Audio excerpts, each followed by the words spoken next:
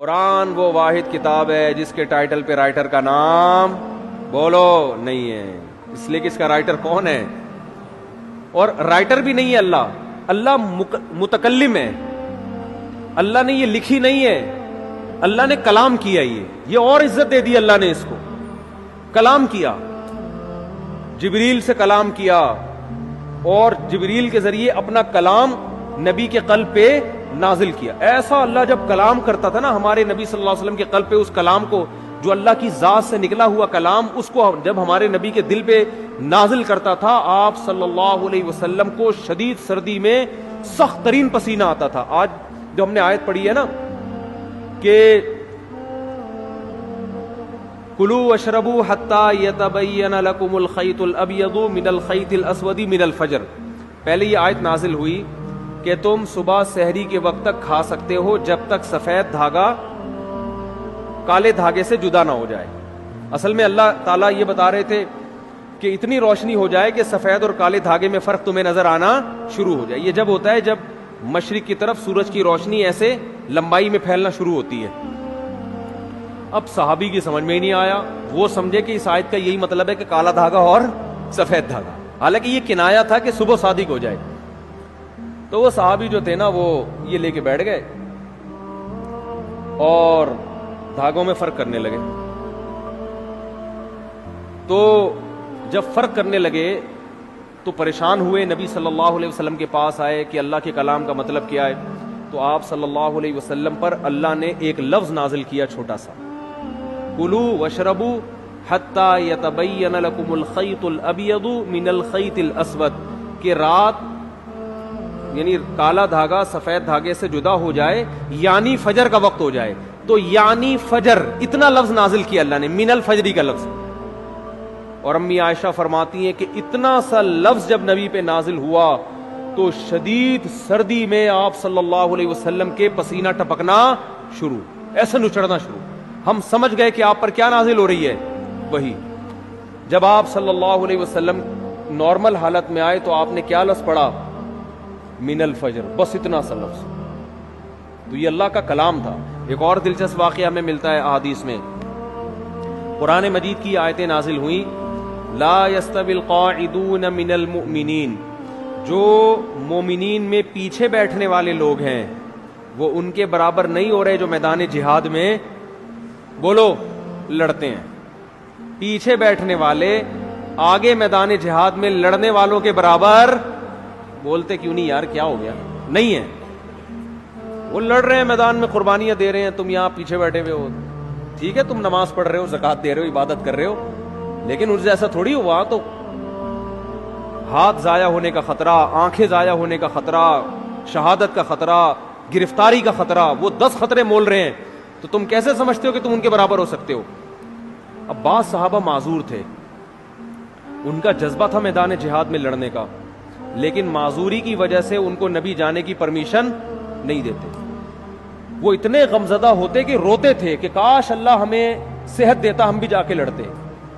اب جب یہ آیتیں نازل ہوئی تو ان کا دل تو اور بیٹھ گیا کہ بھئی ہمارا تو بالکل انہی کی طرح لڑنے کا جذبہ ہے، ہمارے بازو میں طاقت نہیں، ہمارے کوئی نابینا تھے، کوئی بیچارے معذور تھے پاؤں سے، کوئی اپاہج تھے، تو ہمیں تو نبی روکتے ہیں، ورنہ ہمارا تو جذبہ ہے، اور اللہ نے کہا کہ تم ان کے برابر نہیں ہو سکتے، جبکہ ہم تو روتے ہیں یہاں بیٹھ کے کاش ہمیں بھی وہاں جانے کا موقع ملتا۔ تو جب یہ نبی صلی اللہ علیہ وسلم کے سامنے صحابہ نے اشکال کیا نا، تو ایک صحابی فرماتے ہیں کہ آپ صلی اللہ علیہ وسلم کی ران مبارک میری ران پر تھی، ران مبارک میری ران پر تھی۔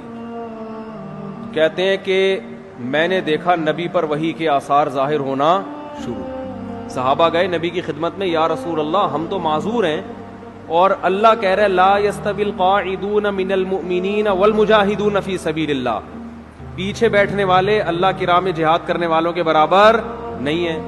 تو ہم تو شوق سے تھوڑی پیچھے بیٹھے ہیں۔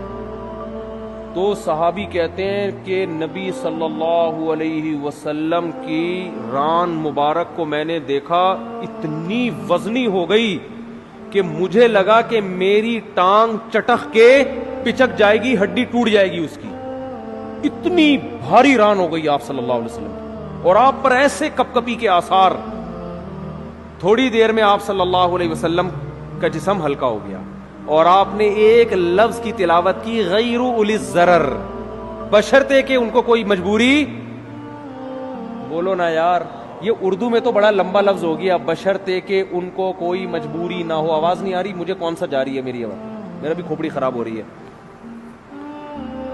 آواز نہیں آ رہی ان کو، تصویر پہ گزارا کریں۔ تو غیر اولی الضرر، بشرطے کہ ان کو ضرر نہ ہو۔ اردو میں تو یہ لفظ بہت لمبا ہے، عربی میں غیر اولی الضرر، بس اتنا سا لفظ نازل ہوا ہے اللہ کی طرف سے، اور صحابی کہتے ہیں اتنا جسم بوجھل ہو گیا کہ میری ٹانگ مجھے قریب تھا کہ ٹوٹ کے چٹک کے پچک جائے گی وہ، اور ایسے آپ صلی اللہ علیہ وسلم کے پسینہ نچڑنے لگا جہاں پہ۔ میں یہ سوچتا تھا کہ جب اللہ نے یہ نازل کرنا ہی تھا ہے بھائی، کہ جو پیچھے بیٹھنے والے لوگ ہیں وہ آگے جانے والوں کے برابر نہیں ہے، بشرطے کہ ان کو کوئی معذوری نہ ہو، تو پہلے ہی نازل کر دیتا۔ کیا ہو گیا بھائی، کیا ہو گیا یار؟ تاکہ صحابہ کو اشکال ہی نہ ہوتا۔ صحابی نے آ کے اشکال کیا کہ ہم تو عذر سے بیٹھے ہوئے ہیں، تو ہم بھی ان کے برابر نہیں ہیں جو آگے لڑ رہے ہیں۔ پھر اشکال کیا، پھر اللہ نے کیا دیا؟ جواب دیا۔ تو اس کی ضرورت کیا تھی؟ اللہ کو تو پتا تھا کہ ان کے دل میں اشکال پیدا ہوگا، تو اللہ اشکال کرنے سے پہلے ہی پوری آیت نازل کر دیتے نا، پہلے آدھی نازل کی، پھر اس میں ایک جوڑ دیا، ایک اس میں جو ہے نا گویا کہ ایک پیوند لگایا گیا ہے۔ تو اصل میں یہ حکمت تھی قرآن کی حقانیت، قرآن کی حقانیت، کہ نبی اپنی طرف سے ایک لفظ کا بھی اس میں اضافہ نہیں کر سکتے، ورنہ نبی اس کی تشریح کر دیتے نا، کہ بھائی تم جو میرے پاس آئے ہو اور یہ پوچھ رہے ہو کہ پیچھے بیٹھنے والے آگے بیٹھنے والوں کے برابر نہیں ہیں، تو میں نے اللہ سے پوچھا، اللہ نے مجھے بتا دیا ہے، میرا وہی تو ویسے بھی آتی تھی نا جس کو حدیث کہا جاتا ہے، یہ بھی تو اللہ سے پوچھ کے ہی باتیں کرتے تھے آپ صلی اللہ علیہ وسلم۔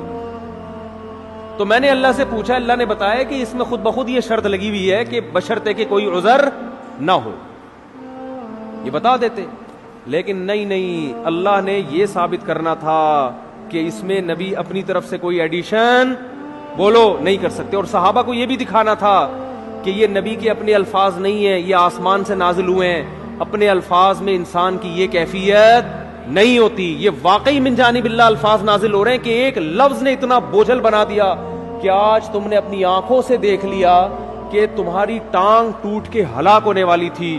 اس کا مطلب یہ ایک لفظ کا بوجھ ہے جو اللہ کی ذات سے نکلا اور پیغمبر کے قلب پہ نازل ہوا، تاکہ صحابہ کو اور اطمینان ہو جائے کہ یہ ان کا کلام نہیں ہے، اپنے کلام کے وقت یہ کیفیت تھوڑی ہوتی ہے انسان کی۔ تو ایسا اللہ نے حفاظت کا وعدہ کیا۔